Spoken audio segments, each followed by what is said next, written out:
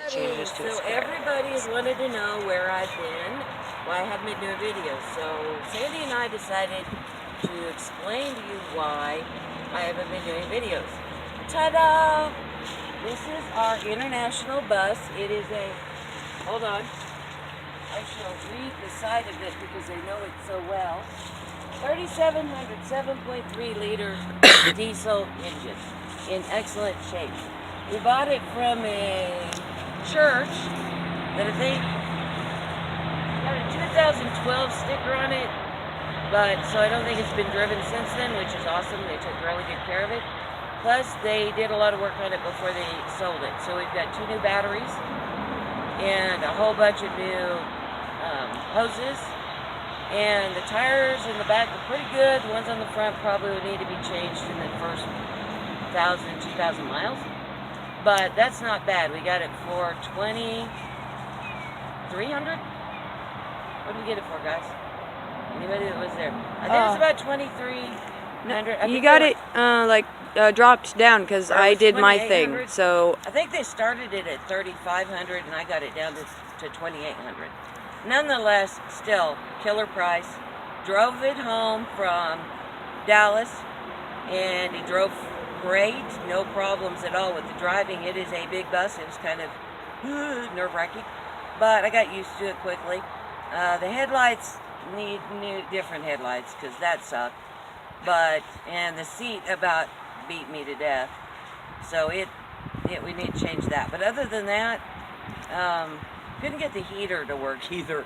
But there's lots of buttons, and I didn't have time to study bus buttons. You did figure out all the light stuff. Yes, I got the lights, all the flashy lights around, and I'm not sure why people take those off, but we're not going to, because they're pretty, and I like pretty lights, so I don't see any reason. We took off the stop sign, you know, when you open the door and the stop sign comes out, and it was flashy lights, so I took that off and pulled the wires and taped those.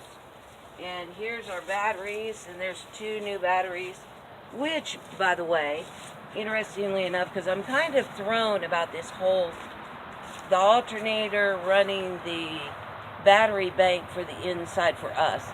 But this whole thing is set up with a wire already through a fuse that I think's already set that we can run it to an inverter in the battery bank. So, and it's right here where he pulled it out from the rest of the bus. Breaker. Breaker. Is there. We might have to replace the breaker, but still the setup's already there, so I think I can do that, which was scary. Now we're going to put in another under box here for storage. I'm going to put another one here for our battery bank because our batteries will need to be vented, so I don't want to vent them from the inside, take up space. So I'm going to put them under here. Then this is how, I'm 5'7". Those of you who have met me, you know how big I am. And this is our tires. So, and it's a dually in the back. So there's double tires on each side. We actually got turned around coming from Dallas and kind of got stuck in some, we came back in the rain also. We had to stop and put on new windshield wipers because they were fried and we couldn't see. But actually got unstuck very easily. So we have high clearance. And sharp turn. And very sharp turns for this big bus. It got to be fun. Definitely I could get fun. It's small enough that we can drive anywhere we want in town, in a city, I can. And it's high enough and tough enough that we can go pretty off-road-ish, which is what we want to do. So, yeah, we'll have to have some kind of a setup here to get these tires off. But I'm thinking AAA RV something. And then I'm going to build another under thing here for storage. Okay. Haven't got that done yet. A lot of the wiring, and there was a heater and air conditioning set up with lots of wires underneath here. So we had to cut all of that. We had to cut the Freon lines. We had to loop the antifreeze lines. I'll show you that on the inside. And then this is the back door. It's a regular old back door. And then this did have a wheelchair lift in it with these doors, which is awesome because eventually we're going to build, you know, a kind of a porch area here and a porch area here. We'll probably have some kind of a, iron deck out here for bikes or motor scooter or something like that. That's down the road though. Not right now. Right now we're just trying to get this thing done so we can get on the road. Both of us are getting antsy. And the weather has been too cold, so we've had to go back and forth on how to work on the bus. It's been tricky. All this stuff that you see, all this junk that's on the ground, this is all stuff that we pulled off of that bus, out of that bus. Now all the seats we pulled, you'll see in a minute, and the floor, that's the floor. And we pulled all that out, and we set them on the side of the road, and some guy stopped and took the bus seats, so that was awesome. Alright, so we've got it primed in a lot of areas.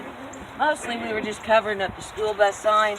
In Texas, to get a conversion from a bus to an RV, they've got a list of like 7 or 8 things that you got to do, and you just have to get them done. Then you have to put them in the bus. You have to take pictures of it inside and out. You have to take it to the DMV and get it inspected to make sure you've done what you're supposed to do. And by the list, this is our list. External cooking source. So you can use a Coleman's stove and just put it on the floor there. You can have some kind of alternate electrical system, and we've got a battery and an inverter. Refrigeration is one, so we've got a little mini fridge to plug into the inverter, which is another thing. And what's our other one? Oh, some kind of alternate heat source.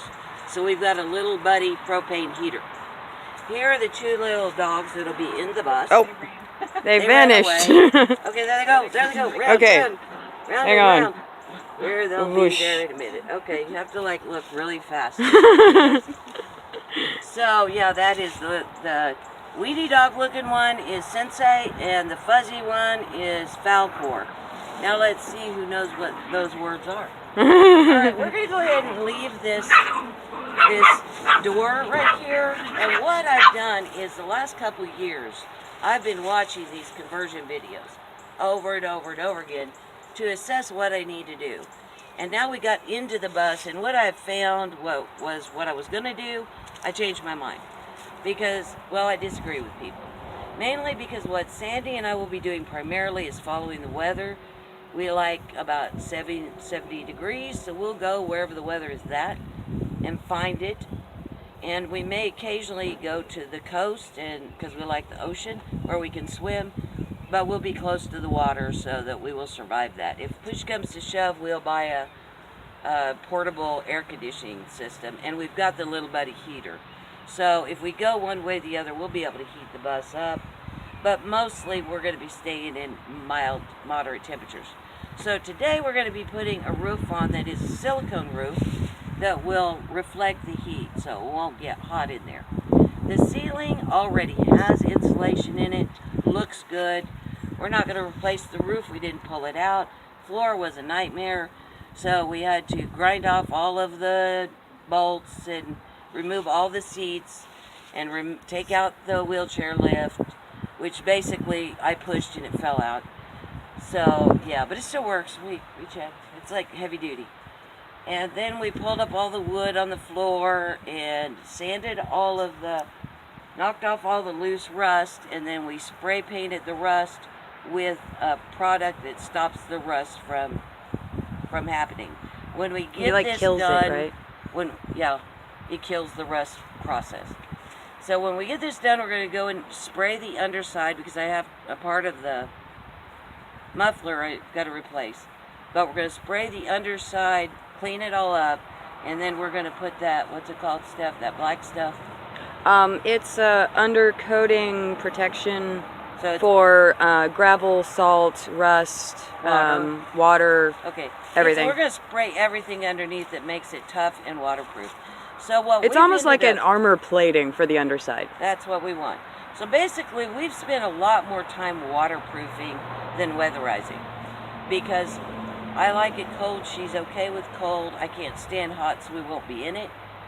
And we've got alternate plans. As far as the bathroom is concerned, we're going to go with your basic bucket and bag situation.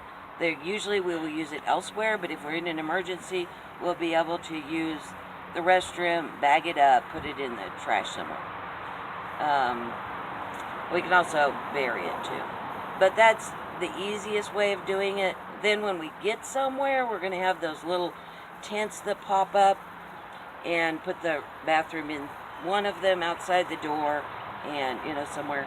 And then another one for the shower, because we both bought solar showers. So when we can't get to a bathroom, which most of the time will be in state and national parks, and most of the time we'll have access to showers and bathrooms. But if not, we do have those options, and that will be tucked away into a cabinet that we can take out and take outside, take out the room if we need to in the middle of the night, whatever. Okay, so we did the floor. Now we're ready for, we bought all the stuff for the subfloor and the flooring, so that will be after we do the ceiling. So today we're going to do the roof, then inside we're going to do the ceiling probably tomorrow, and that'll be all painted white. Decided to just leave it all alone and paint it all white. Then we're going to put up some, let's go on in.